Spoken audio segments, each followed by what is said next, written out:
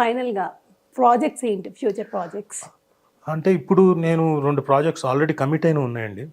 అవి చేస్తున్నాను, కొత్త సినిమాలు. ఓకే. ఈ జనవరి ఎండ్ నుంచి కొత్త కమిట్ కావాలి. ఓకే ఓకే, జనవరి ఎండ్ నుంచి కథ విన్నాను, వాళ్ళు నాకు అది ఓకే, ఆ సబ్జెక్ట్ ఓకే అనుకున్నాను.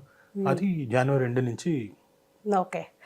ఈ మూమెంట్లో ఎప్పుడైనా మీకు సీరియల్ మళ్ళీ రావాలి అనిపించిందా సార్? అంటే ఈ మూవీ బిజీలో ఉన్నారు. లేదు, సీరియల్స్లోకి అంటే సీరియల్స్లోకి వస్తే నేను ఎంత మళ్ళీ స్ట్రెయిన్ అవుతానో నాకు తెలుసు. ఓకే.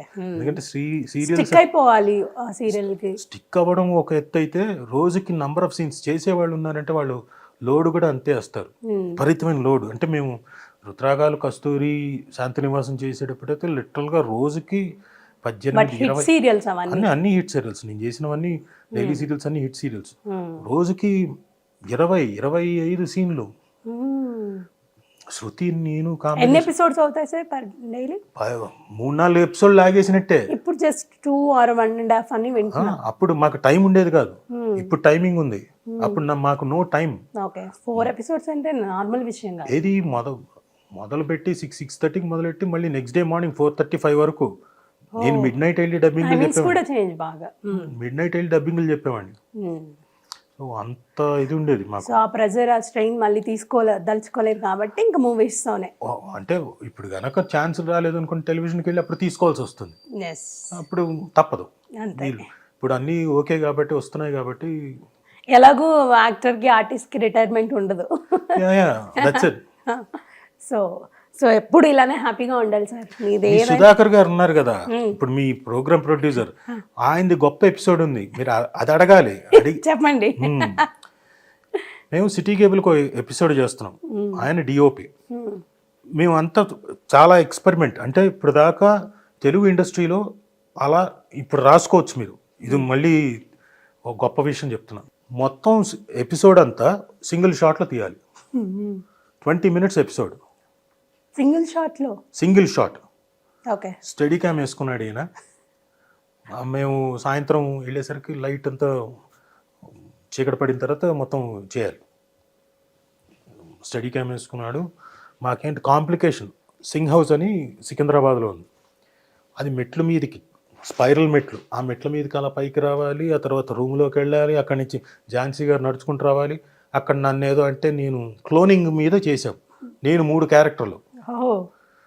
నేను అక్కడ అంటే నేను మెట్ల మించి పడి దొర్లుకుంటూ వచ్చి కింద పడి, ఈ లోపల పక్కనుండే రక్తాన్ని తీసుకొని అంటించుకొని ఈ కిందకు వచ్చేసరికి ఆ రక్తం దీంతో ఏదో ఆవిడని పట్టుకోవడానికి ట్రై చేసి, ఆవిడ కడుపుతో మళ్ళీ అలా వెళ్ళిపోతుంటే యాలీ లాగా ఉంటుంది. అంటే మధ్యలో చిన్న దీంట్లోకి సందు, లోపలికి సందు కదా ఇంట్లో, అందులో మళ్ళీ నేను పక్క నుంచి నక్కుకుంటూ పక్కకు రావాలి. ఈవిడ బయటకు వచ్చే టైంకి నేను మళ్ళీ డ్రెస్ మార్చుకొని పైన చొక్కా మార్చుకొని ఇంకో క్యారెక్టర్ లాగా వచ్చి మళ్ళీ ఇంకొక డిస్కషన్. ఆవిడ మళ్ళీ అక్కడి నుంచి కాదనుకొని ఇలా వచ్చేసరికి, బయటకు వచ్చేసరికి కారు వేసుకొని నేను కారు ఫోర్గ్రౌండ్లో తీసుకురావాలి. ఇంత ఉంది అక్కడ. మళ్ళీ సింగిల్ షాట్. ఇందులో మళ్ళీ నేను చావడాలి, ఈ 3 చావాలి, 3 రకాలుగా చావాలి. So complicated. కెమెరామెన్కి అంతసేపు వేసుకొని చేయడం అంటే, రిగ్ వేసుకొని చేయడం అంటే చాలా కష్టం. అంత మొత్తం వెన్నుపూస మీద ఉంటుంది బ్యాలెన్స్ అంతా. మొదలెట్టాం. అప్పుడు గింబల్స్ అవి కూడా లేవేమో కదా? గింబల్స్ లేవు, కాకపోతే స్టడీ క్యామ్ ఉంది. స్టడీ క్యామ్ కష్టం, చాలా కష్టం వేసుకోవడం. అది వెయిట్ ఎక్కువ ఉంటుంది, కెమెరా ఇవన్నీ చాలా కష్టం. ముందు ఎలా చేస్తున్నాం అని చెప్పేసి షార్ట్ ఎలా అనుకున్నారు, ఇలా వెళ్తున్నాం ఇలా అనుకున్నాం, ఇలా చేస్తున్నాం. ఓకే, మొత్తం బై హార్ట్ చేసుకున్నాం. Ready, take. మొదలెట్టాం. టేకు టక పైకి వచ్చాడు, అన్నీ వచ్చేది దాన కిందకి వచ్చాం, అంతా వచ్చేసింది, బయటకు వచ్చాం, అంత అయిపోయింది. Very good, take okay. ఒకటే షాట్లో టేక్ ఓకే. కాకపోతే ఈయన అన్నారో మరి డైరెక్టర్ అన్నాడో నాకు తెలియదు. ఎవరన్నారు అప్పుడు, ఎక్కడో ఒక చోట ఎవరో వచ్చారు అడ్డం అని చెప్పేసి అన్నాడు డైరెక్టర్ రుక్మిణీ కృష్ణ గారు. ఒక చోట అన్నారు. మళ్ళీ వేసుకొని చూసుకున్నాం ఎవరు వచ్చారంటే ఆయనే వచ్చాడు అడ్డు. చిన్న అలా వచ్చి వెళ్ళిపోతాడు. అంటే ఇప్పుడు ఇది ఎలా చేయాలి, ఏమైనా చెయ్యొచ్చా అనుకుంటే, లేదు, వన్ మోర్,